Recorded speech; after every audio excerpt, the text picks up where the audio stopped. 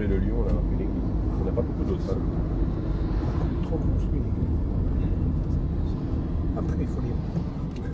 En juillet dernier, avec Monseigneur Thierry Braque de la Perrière et Ingrid Ruea, nous nous sommes rendus là-bas, à Auckland, à Wellington, la capitale de la Nouvelle-Zélande, et surtout nous sommes allés dans les sites du début de l'église catholique en Nouvelle-Zélande. Et puis nous avons rencontré les responsables. Et ils nous ont montré comment ils se préparent depuis longtemps. Ils s'apprêtent à aller, bien sûr, à Sydney le 13, 14 et 15 juillet, mais auparavant, ils vont nous accueillir pendant 5 jours. Comment cela se déroulera-t-il? Tout simplement, dès notre arrivée à l'aéroport international d'Auckland, ou pour certains l'aéroport de Christchurch, dans l'île du Sud, nous serons accueillis à la manière maori d'abord, parce que les Maoris sont très importants dans ce pays de 4 millions d'habitants, où il y a 400 000 Maoris, catholiques pour nombre d'entre eux, et puis nous serons accueillis en famille, parce que c'est la tradition depuis 10 ans bientôt, l'accueil dans les familles pour découvrir ce qu'est une famille catholique néo-zélandaise, mais aussi d'autres églises, parce qu'il est bon de savoir qu'il y a une dimension œcuménique à cet événement, tant en Nouvelle-Zélande qu'en Australie, et que non seulement les catholiques participeront à ces JMJ, mais aussi les chrétiens d'autres églises. L'ambassadeur de France en Nouvelle-Zélande, qui lui dînait à Pontoise, le jour des quarts de finale, c'était il y a 10 jours, Ingrid est là, elle est montée à Paris. I want to tell you, first, that Sydney is not near the moon. C'est pas à côté de la Lune. It's just one night flight. Et il dit, ce qu'il a mis dans la tête, pour nous c'est plus important que les Jeux Olympiques.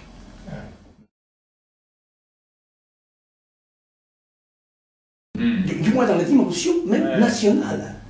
Alors, on dit le sport, mais là parce qu'ils sont conscients qu'il va y avoir une déferlante de jeunes qui va venir dans le pays. Et nous aurons des célébrations de messe dans la cathédrale Saint-Patrick qui est entièrement restaurée, et nous aurons enfin aussi la découverte de ce que fait l'Église sur le plan caritatif.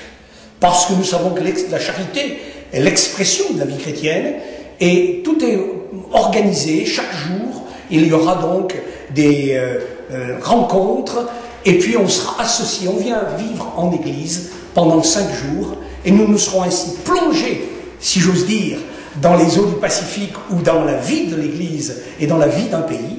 Et puis ensuite, nous nous rendrons à Sydney, où là nous vivrons la grande semaine du mardi 15 juillet au dimanche 20 juillet, avec l'accueil du Saint-Père le jeudi 17, et puis la veillée à Randwick, l'hippodrome de Randwick, là où Jean-Paul II d'ailleurs est venu à célébrer les messes à 2 reprises, puisque le pape Jean-Paul II était venu à 2 reprises en Australie, notamment pour la béatification de la sainte d'Australie qui s'appelle Mother Mary MacKillop, et puis nous aurons la messe finale le dimanche 20 juillet.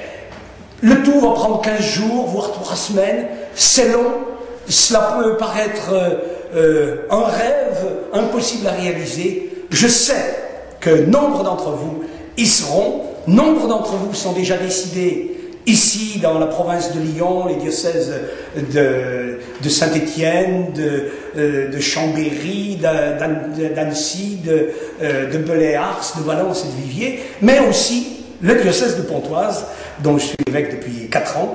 Et je peux vous dire, puisque fréquentant le Pacifique depuis près de 40 ans, et étant allé il y a déjà plus de 30 ans en Nouvelle-Zélande, et ayant eu de fréquents voyages dans ce très beau pays, je le dis avec un drapeau. Le drapeau que l'on agite bien sûr au moment du mondial de rugby. Venez en Nouvelle-Zélande, nous allons vivre une merveilleuse semaine.